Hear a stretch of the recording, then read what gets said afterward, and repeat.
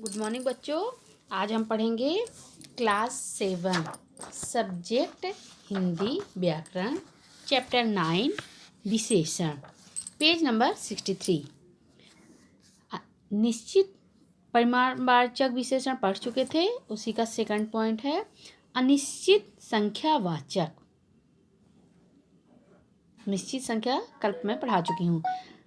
जिन विशेषण शब्दों से निश्चित संख्या का बोध ना हो उन्हें अनिश्चित संख्यावाचक विशेषण कहते हैं।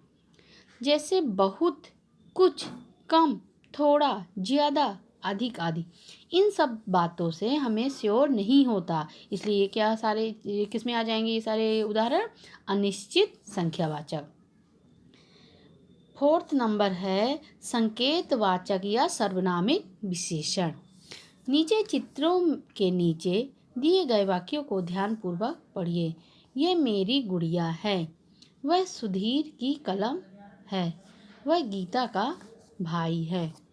उपरोक्त वाक्यों में यह, वो, वह सर्वनाम है, लेकिन ये शब्द संकेत द्वारा गुड़िया, कलम, भाई की विशेषता बताते हैं। इसलिए उक्त शब्द सर्वनाम होने के साथ साथ उपरोक्त संज्ञा शब्दों की विशेषता भी बताते हैं। जो सर्वनाम शब्द संकेत द्वारा किसी वस्तु या प्राणी की विशेषता बताते हैं उन्हें संकेतवाचक विशेषण कहते हैं। जैसे ये पुस्तक मेरी है, कोई व्यक्ति बाहर आया है, वह मोहन का दोस्त है। सर्वनाम या सर्वनामिक विशेषण में अंतर। जो सर्वनाम शब्द संज्ञा के स्थान पर प्रयुक्त किए जाते हैं वे सर्वनाम कहलाते हैं, तथा जो सर्वनाम शब्द संज्ञा से पूर्व व बाद में विशेषण के रूप में प्रयुक्त होते हैं उन्हें सार्वनामिक या संकेतवाचक विशेषण कहलाते हैं। एक तरफ सर्वनाम, एक तरफ सर्वनामिक विशेषण। यह मेरी बहन है। सर्वनामिक विशेषण, यह लड़की मेरी बहन है। वह चंचल है, वह बालिका चंचल है। किसी को बुलाकर लाओ, किसी व्यक्ति को बुलाकर लाओ। इसने सारा कार्य कर लिया, इस लड़के ने सारा कार्य कर लिया। उसे यहाँ बुला लाओ, उस व्यक्ति को यहाँ बुला लाओ। परिमाणवाचक विशेषण व संख्यावाचक विशेषण में अंतर। जो शब्द किसी परिमाण या मात्रा के उद्देश्य से बोले जाते हैं वे परिमाणवाचक विशेषण कहलाते हैं, तथा जो गिनती के उद्देश्य से बोले जाते हैं तथा जिन्हें गिना जा सके वे संख्यावाचक विशेषण कहलाते हैं। नीचे दिए गए उदाहरणों को ध्यानपूर्वक पढ़िए तथा परिमाण मतलब होता है मात्रा किसी चीज़ की, तथा संख्या में अंतर पर गौर कीजिए। आप देखेंगे कि एक ही शब्द एक जगह तो परिमाण को सूचित कर रहा है जबकि दूसरी जगह संख्या को। कुछ आम लाओ, तो कुछ में यहाँ क्या बता रहा है? मात्रा कुछ, तो ये हो जाएगा परिमाणवाचक। कुछ बच्चे इधर आओ, कुछ बच्चे, तो संख्या में आ गया तो ये क्या हो जाएगा? संख्यावाचक। थोड़ा सा कपड़ा है, ठीक है ना, मात्रा बता रहा है थोड़ा, उसकी मात्रा कितनी है? थोड़ा सा, तो ये क्या हो जाएगा? परिमाणवाचक।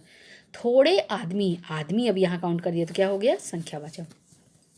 बहुत सारे फल हैं तो क्या हो जाएगा? परिमाणवाचक।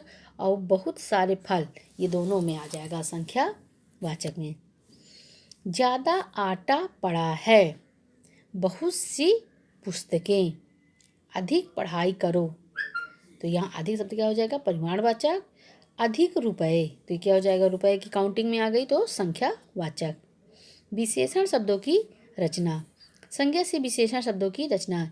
हिंदी भाषा में विशेषण शब्दों की रचना संज्ञा, सर्वनाम, क्रिया, अव्यय आदि शब्दों के साथ प्रत्यय, उपसर्ग आदि लगाकर की जाती है। जैसे एक तरफ संज्ञा, एक तरफ विशेषण। मनुष्य का मानुषिक, अपमान का अपमानित, संतोष का संतोषी, भूत का भौतिक, बल का बलवती, लूट का लुटेरा, नीति का नैतिक, कुल का कुलीन, सांप का सपेरा, बाजार का बाजारू, द्रव का द्रवित, दुख का दुखी, नाटक का नाटकी, लखनऊ का लखनवी, स्मरण का स्मरणी, रोब का रोबीला, भारत का भारतीय, परिवार का पारिवारिक, श्रद्धा का श्रद्धालु, स्वर्ग का स्वर्गीय, ग्राम का ग्रामीण, शब्द का शाब्दिक। सर्वनाम से विशेषण शब्दों की रचना। एक तरफ सर्वनाम, एक तरफ विशेषण। कोई का क्या हो जाएगा? कोई सा। मैं का मेरा या मुझसा। तुम का तुम्हारा, वह का वैसा। जो का जैसा, हम का हमारा, कौन का कैसा, यह का ऐसा। ओके बच्चों, अगला हम नेक्स्ट वीडियो में पढ़ेंगे।